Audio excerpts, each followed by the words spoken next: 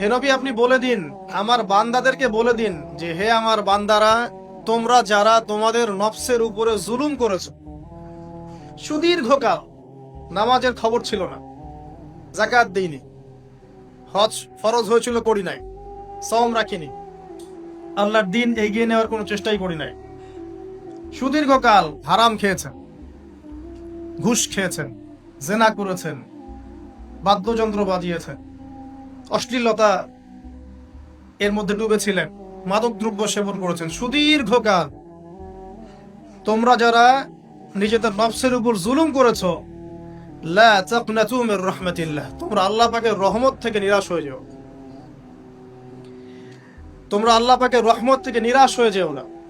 ইন্নাল্লাহা ইয়াগফিরু যুনুবা জামিআ, আল্লাহ পাক চাইলে সমস্ত গুনাহ মাফ করতে পারেন। ইন্নাহু হুয়াল গফুরুর রহিম, তিনি হচ্ছেন পরম করুণাময়, অসীম দয়ালু।